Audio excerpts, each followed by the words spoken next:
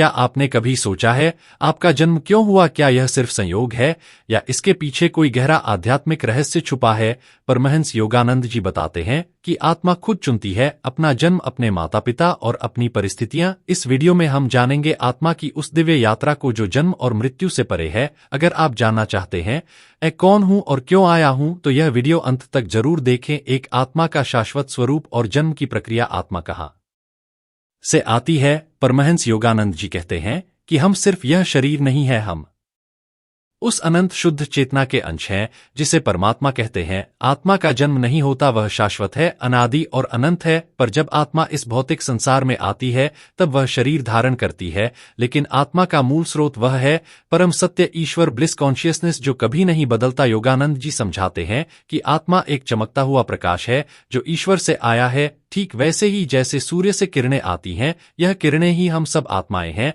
लेकिन जैसे जैसे आत्मा माया के पर्दे में लिपटी जाती है वैसे वैसे वह अपनी असली पहचान भूल जाती है और तब शुरू होती है जन्म और मृत्यु की यात्रा। योगानंद जी की दृष्टि में आत्मा और शरीर का अंतर अब यहाँ एक बहुत सुंदर उदाहरण देते हैं। योगानंद जी शरीर को वह कपड़े की तरह बताते हैं और आत्मा को उस व्यक्ति की तरह जो कपड़े पहनता है। जिस तरह हम पुराने कपड़े उतार कर नए पहनते हैं, वैसे ही आत्मा एक शरीर को छोड़कर दूसरे में प्रवेश करती है, लेकिन हम कपड़ा नहीं है, हम वो है जो कपड़ा पहनता है। यही अंतर है आत्मा और शरीर में। शरीर नश्वर है, इसका जन्म होता है, यह बूढ़ा होता है और एक दिन मर जाता है, लेकिन आत्मा कभी नहीं मरती।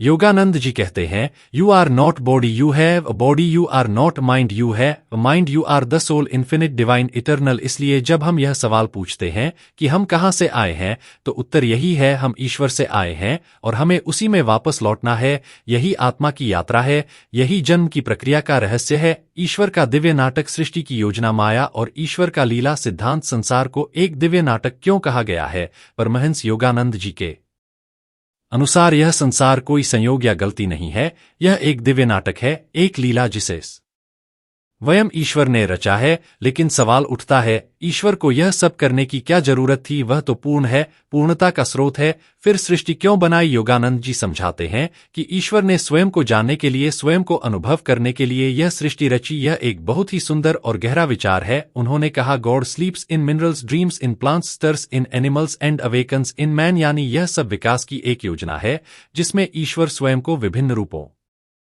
में प्रकट करता है। माया ईश्वर की रचना का पर्दा। अब इस लीला को पर्दे के पीछे से देखने के लिए ईश्वर ने एक शक्ति बनाई, माया। माया का अर्थ है भ्रम या पर्दा। यह वही शक्ति है जो आत्मा को यह विश्वास दिलाती है कि वह केवल शरीर है, केवल मन है, केवल सीमित है, जबकि सच्चाई यह है कि आत्मा असीमित है, परमात्मा का ही अंश है। योगानंद जी कहते हैं, the greatest illusion is that we think we are this body, the reality is we are the soul, the ever free, ever conscious spirit. माया हमें ईश्वर से दूर नहीं करती, बल्कि हमें यह भुला देती है कि हम ईश्वर से जुड़े हुए हैं। इस तरह संसार एक रंगमंच बन जाता है जिसमें हर आत्मा अपनी अपनी भूमिका निभा रही है। संसार एक नाटक क्यों है? जैसे नाटक में हर पात्र का एक उद्देश्य होता है, कोई राजा, कोई सेवक, कोई नायक, कोई खलनायक, ठीक उसी तरह इस दुनिया में भी हर आत्मा को एक भूमिका दी गई है। लेकिन मजेदार बात यह है कि नाटक के अंत में जब पर्दा गिरता है, सब अपने असली रूप में लौट आते हैं और वही है मोक्ष, आत्मा की वापसी अपने शुद्ध स्वरूप में, ईश्वर के पास। परमहंस योगानंद जी कहते हैं, life is a cosmic motion fixture. हम इसमें फंस जाए तो दुख पाएंगे, लेकिन अगर इसको ईश्वर की लीला समझकर देखें तो जीवन एक सुंदर यात्रा बन जाती है। ईश्वर का यह नाटक कोई बंधन नहीं, एक अवसर है अपने आप को फिर से जानने का, उस परम स्रोत तक लौटने का जहां से हम आए थे। यह समझ ही जीवन को गहराई देती है और जन्म के रहस्य को उजागर करती है। त्रिकर्म का सिद्धांत और जन्म का रहस्य, पुराने कर्मों का वर्तमान जीवन से संबंध, कर्म कैसे हमारे जन्म को प्रभावित करता है। हम अक्सर यह सोचते हैं, किस्मत क्यों ऐसी है, मुझे ही यह जीवन क्यों मिला, यह परिवार, यह परिस्थितियां। परमहंस योगानंद जी कहते हैं, यह सब यूं ही नहीं होता, इसके पीछे है एक अदृश्य लेकिन बेहद शक्तिशाली नियम कर्म का सिद्धांत। कर्म क्या है? हर विचार, हर भावना, हर क्रिया, यह सब एक ऊर्जा है जो ब्रह्मांड में छोड़ दी जाती है और ब्रह्मांड इसे संभाल कर रखता है। यही ऊर्जा आगे चलकर हमारे जीवन में फल बनकर लौटती है, कभी अच्छे रूप में, कभी चुनौतियों के रूप में। योगानंद जी बताते हैं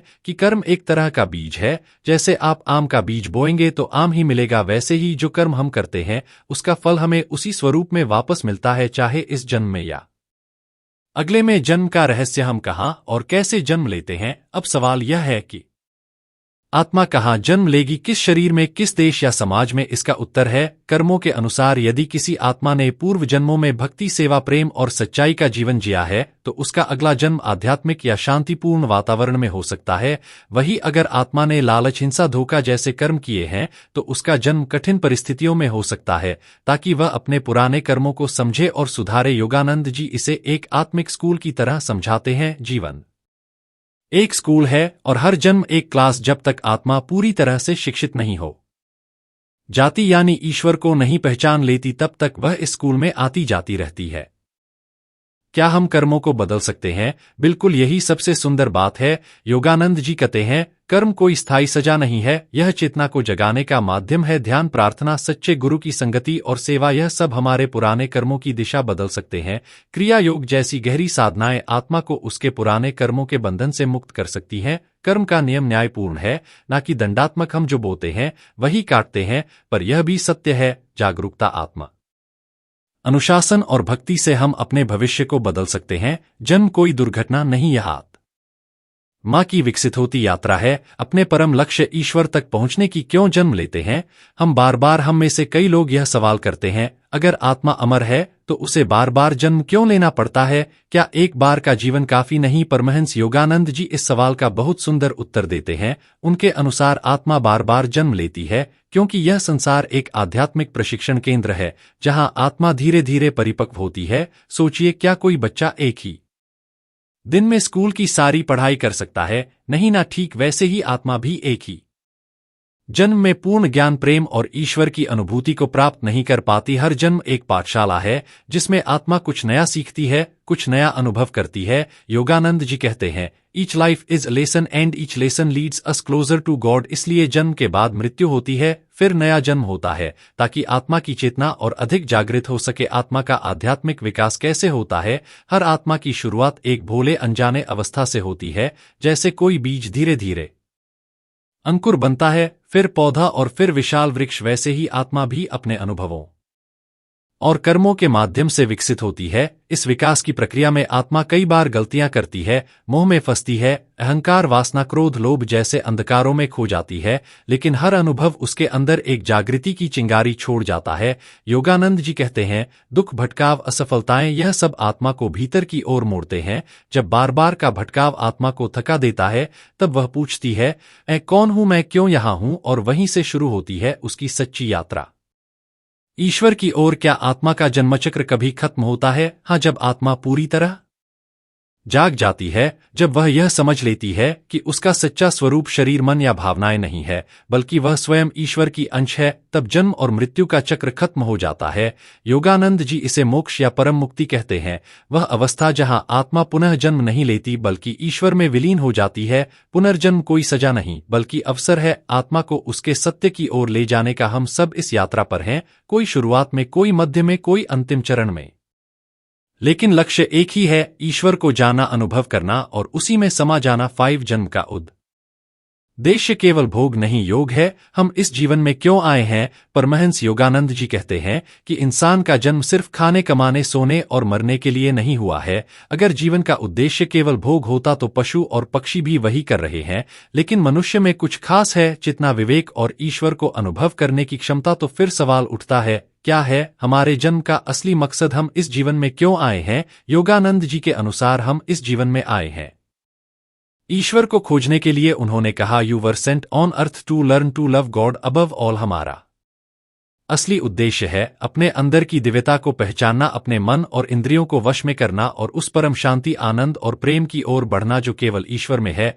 जब हम सिर्फ भौतिक सुखों के पीछे भागते हैं, पैसा, पद, रिश्ते, भोग, तो थोड़े समय के लिए हमें खुशी मिलती है, लेकिन अंत में एक अंदरूनी खालीपन रह जाता है। योगानंद जी इसे डिवाइन होम सिकनेस कहते हैं, ईश्वर की याद जो आत्मा को हर पल बेचैन करती है। योग भोग से मुक्ति की राह, जैसा कि हेडिंग में है। जन्म का उद्देश्य भोग नहीं, योग है। यहाँ योग का मतलब केवल आसन या प्राणायाम नहीं है, योग का असली अर्थ है ईश्वर से जुड़ना। योगानंद जी ने क्रिया योग को आत्मा की सबसे तेज गति वाली ट्रेन कहा, जो सीधे ईश्वर की ओर जाती है। जब इंसान ध्यान, जब आत्मनिरीक्षण और गुरु की कृपा के माध्यम से योग के मार्ग पर चलता है, तो उसका जीवन एक नई दिशा में मुड़ जाता है। वह जानने लगता है, मैं शरीर नहीं आत्मा हूं, मैं दुखों के लिए नहीं दिव्यता के लिए बना हूं। ईश्वर की ओर लौटने की यात्रा हम सब इस धरती पर आए हैं एक खास मकसद से, और वह है अपने स्रोत की और लौटना। हमारा असली घर यह दुनिया नहीं, वह शाश्वत चेतना है जिससे हम निकले हैं। ईश्वर योगानंद जी कहते हैं,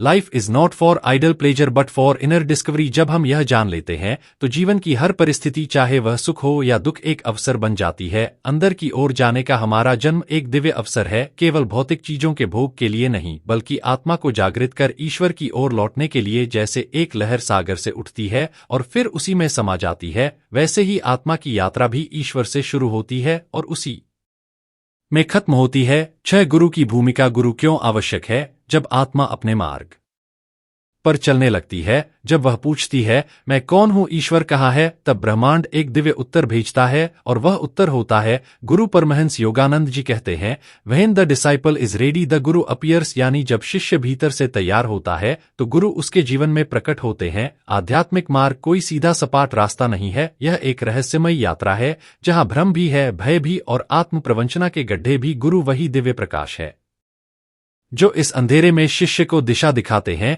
योगानंद जी कहते हैं, the Guru is not just a teacher, he is a liberator. गुरु सिर्फ ज्ञान नहीं देते, वे आत्मा के पुराने कर्मों को काटने, उसकी चेतना को ऊपर उठाने और अंत में उसे मोक्ष की ओर ले जाने वाले दिव्य माध्यम होते हैं। गुरु और शिष्य का आध्यात्मिक संबंध, यह संबंध कोई साधारण रिश्ता नहीं होता, यह जन्म जन्मांतर का पवित्र संयोग है। शिष्य केवल बाहरी ज्ञान नहीं लेता, वह अपने अहंकार को समर्पित करता है। गुरु शिष्य के अंदर के ईश्वर को जगाते हैं। योगानंद जी ने कहा, the Guru is the speaking voice of silent God, यानी जब आत्मा ईश्वर से संवाद करना चाहती है तो ईश्वर गुरु के माध्यम से बोलते हैं। यह रिश्ता कोई बंधन नहीं, बल्कि आत्मा की मुक्ति का पुल है। गुरु का काम है शिष्य को उसकी दिव्यता याद दिलाना और उसे सच्चे प्रेम, भक्ति और ध्यान के मार्ग पर आगे बढ़ाना। गुरु के बिना क्या आत्मा आगे बढ़ सकती है? शायद कुछ हद तक, लेकिन जैसे बिना नाव के समुद्र पार करना मुश्किल है, वैसे ही बिना गुरु के आत्मज्ञान की यात्रा अत्यंत कठिन हो जाती है।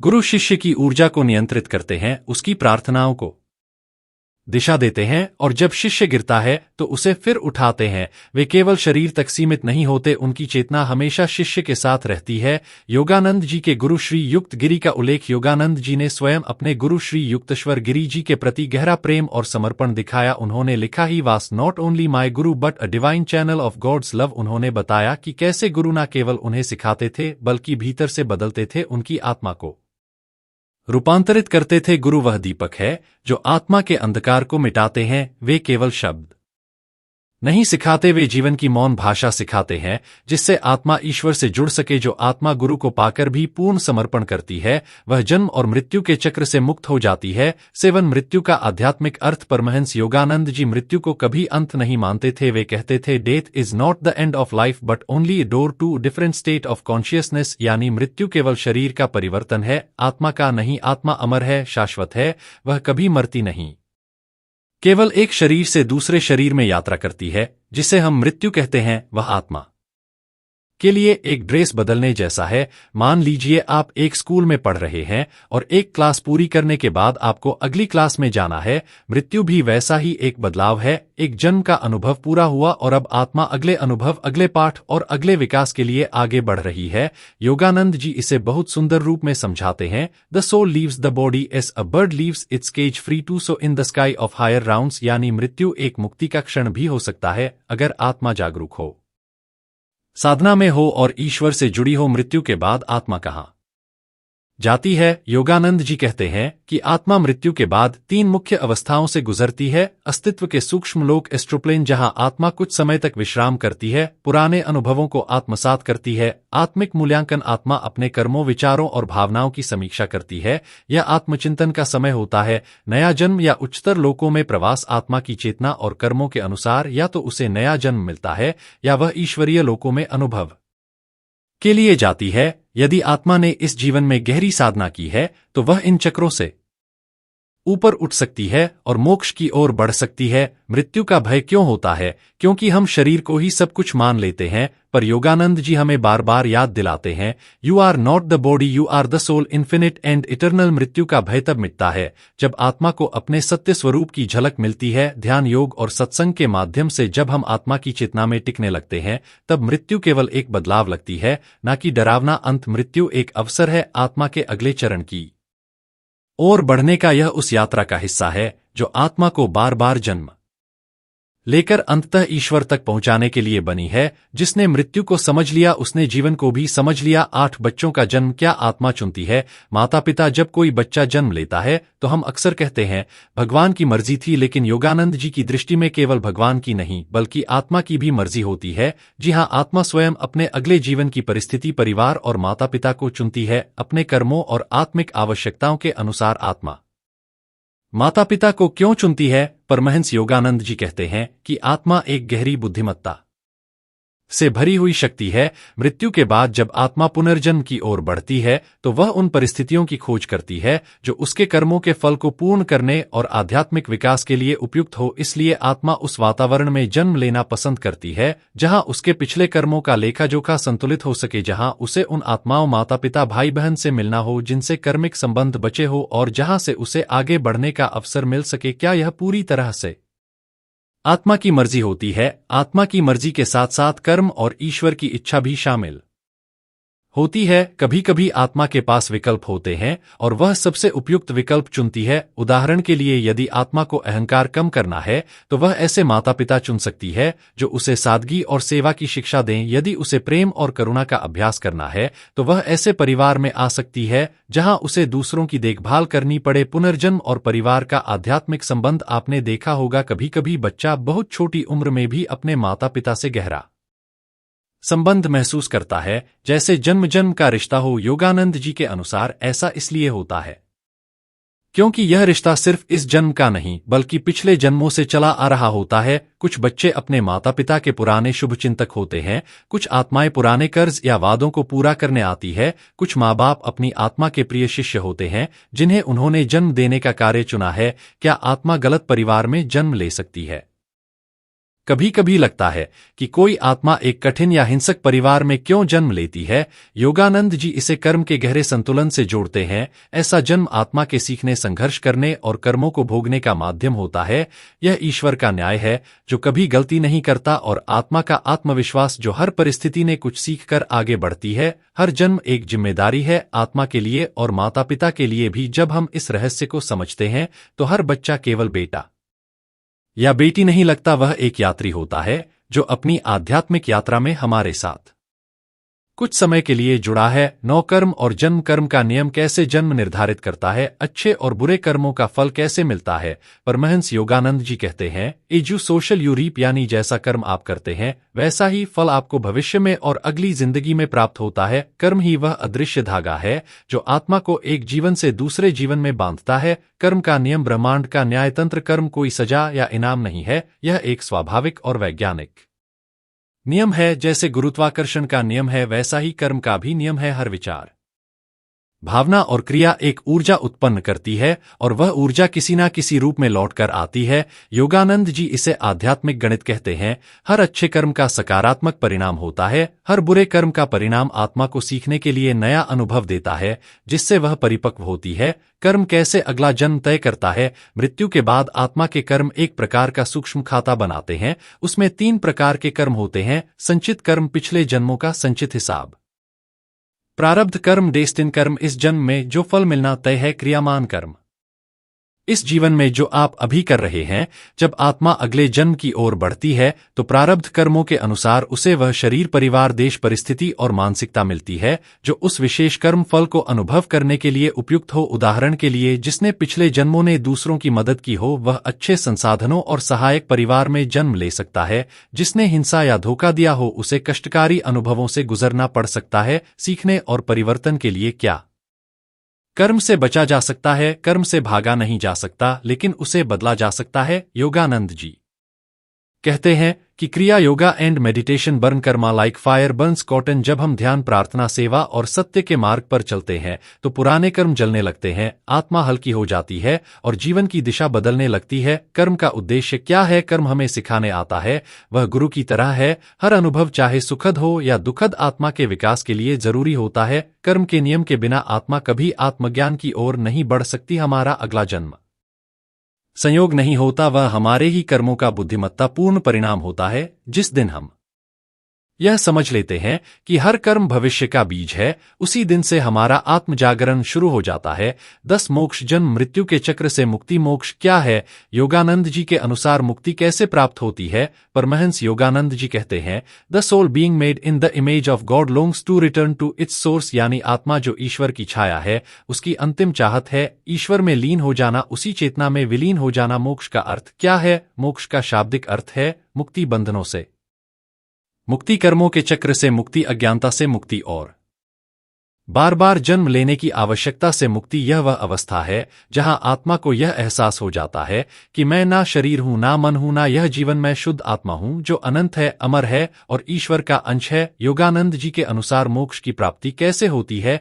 योगानंद जी के अनुसार मोक्ष कोई बाहरी पुरस्कार नहीं है जो किसी पूजा पाठ से मिल जाए। यह एक आंतरिक जागरण है, चेतना की उस उच्चतम स्थिति तक पहुंचना जहां आत्मा ईश्वर से एकाकार हो जाती है। इसके लिए उन्होंने 4 मुख्य साधन बताए। ध्यान, मेडिटेशन, आत्मा की आवाज को सुनने का माध्यम, कर्म योग, निस्वार्थ सेवा और प्रेम, ज्ञान योग, आत्मा और ब्रह्मा की एकता की बौद्धिक समझ, भक्ति योग, ईश्वर के प्रति पूर्ण समर्पण और प्रेम, इन सभी का संयोजन है क्रिया योग, जिसे योगानंद जी ने पश्चिम में प्रचारित किया और जो आत्मा को जल्दी मोक्ष की ओर ले जाने वाला मार्ग है। मोक्ष एक यात्रा है, मंजिल नहीं। योगानंद जी ने कहा, liberation is not the and but the beginning of eternal bliss. मोक्ष प्राप्ति के बाद आत्मा न केवल स्वतंत्र होती है बल्कि वह ईश्वर की सेवा में अन्य आत्माओं के मार्गदर्शन में लग जाती है, जैसे एक दीपक जो खुद जलकर अंधकार को मिटाता है।